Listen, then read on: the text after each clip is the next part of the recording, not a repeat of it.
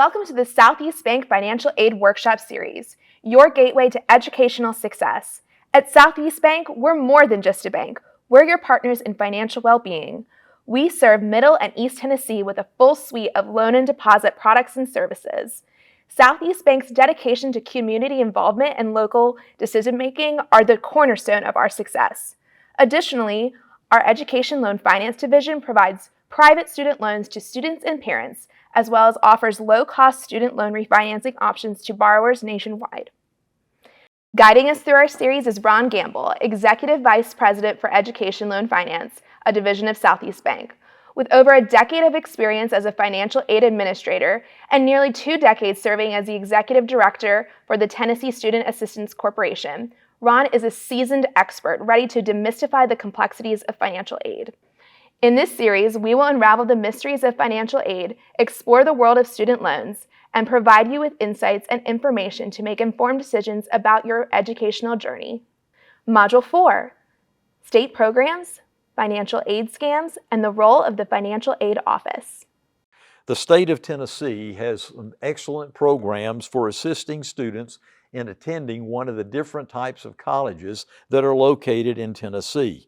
Whether they're a Tennessee College of Applied Technology, a community college, a public or a private college in Tennessee, there are varying programs to help students be able to attend those schools.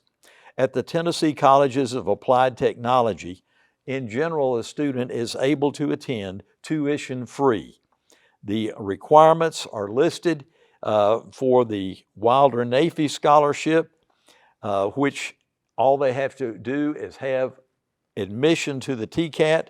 There are no income requirements to receive that. The Tennessee Student Assistance Award is a state grant, and it is based on financial need. Again, it could help cover the cost of attending a Tennessee College of Applied Technology. For the community colleges, there is the Hope Scholarship. This would cover the cost of attendance at the community college at $1,600 per semester. You would have to have a 21 on the ACT or a 3.0 GPA. There is no income requirement based on this. The Aspire program is a supplement to the Hope Scholarship, and it is based on a family that has an adjusted gross income of $36,000 per year or less. The Hope supplement, that is an academic supplement, is based on a 29 ACT, and you would have to have a 3.75 GPA. There are no income requirements on that supplement, but it does increase the amount of the Hope Scholarship you could receive. The Tennessee Student Assistance Award is available for the community colleges also. It is based on financial need, and a student could receive up to $1,000 per semester. For Tennessee public 4-year and private colleges, there is the Hope Scholarship, which works very similarly, a 21 on the ACT or a 3.0 GPA. There are no income requirements to receive the Hope Scholarship. However, if you have a financial need, you could receive an additional $750 per semester if your adjusted gross income is $36,000 or less. There is a special supplement based on academic merit.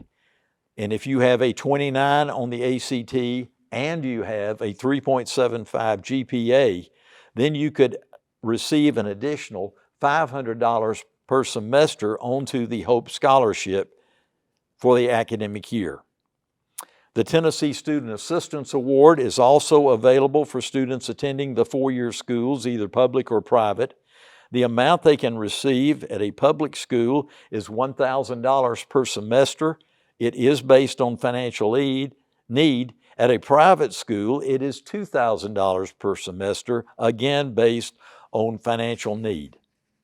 There are additional financial aid opportunities for high school seniors in the 2024 year that are provided through TSAC and THEC. The Ned McWhirter Scholarship is the top scholarship they offer. It's for students who have a 32 on the ACT and a 3.75 GPA.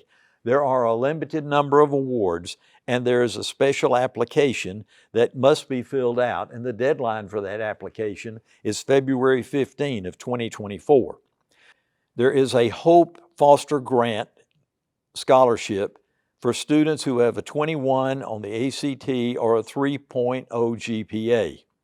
They would have to be in the Department of Children's Services custody at age 13 or up. The application is available on the TSAC website. There is a Dependent Children Scholarship that is available for children of law enforcement officers, firemen, EMTs, who were killed or permanently disabled in the line of duty while employed somewhere in Tennessee. That application is available on the Tennessee TSAC website. The deadline for that application is July 15, 2024, and that particular scholarship covers the cost of tuition for a school of higher education in Tennessee. Those resources are all available, but there may be another resource still available if you need additional funds for college, and that would be through a private student loan program. This is where you would borrow by a private lender like Southeast Bank. You would have the school certify the loan application. There will generally be some credit requirements, but normally there are no origination fees for this, and the interest rates vary according to the applicant. Our recommendation before you do anything with this type of program is that you first apply for grants and scholarships through the federal government, through the school, and through the state. One of the things that happens that is somewhat unfortunate is that there are individuals or companies that scam students.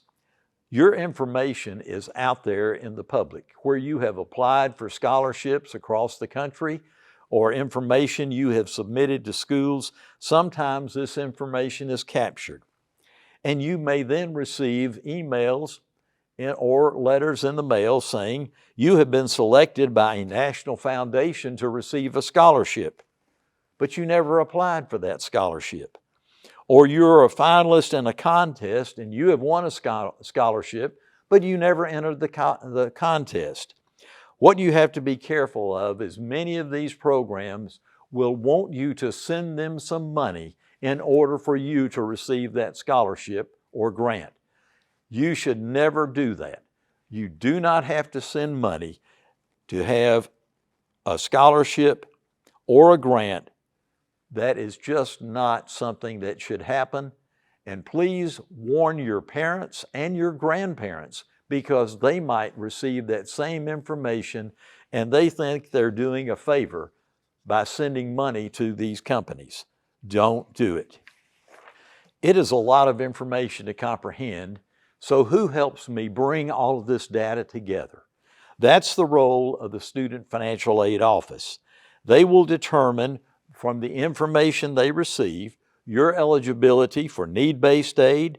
They would put together a package of aid which normally consists of grants, work, scholarships, whatever, and then they would send you a letter of notification telling you exactly what your cost of attendance will be, what your student aid index is, how much need you have, and the types and amounts of aid for which you have qualified. They will also discuss in that award letter the disbursement procedures and the conditions of the award. For example, if you're receiving a scholarship, what type of grade point average must you maintain to continue to receive that award each semester? The last consideration we want to look at is the concept of professional judgment. If the student has some special circumstances that need to be considered, these would be things like financial situation that justify an aid administrator to change the data elements in the cost of attendance or in the expected family contribution. An example of this would be there's an income that is listed, but that person has now lost a job and does not have that income any longer. An unusual circumstance would be the condition that would justify an aid administrator to make an adjustment to the student's dependency status. For example, if they were a homeless student, even though they were below the age of 24. These unique circumstances would need to be communicated in writing to the financial aid office of the school that you plan to attend. They would also require documentation of what you have indicated in this information. So those circumstances can be considered by the financial aid office on an individual basis, but again, they must be submitted to the financial aid office in writing. This concludes the presentation of how to apply for financial assistance to attend college. We wish you the best of luck in your endeavors going forward. Thank you for watching the Southeast Bank Financial Aid Workshop Series. We hope the insights and information provided empower you to make informed decisions on your educational journey.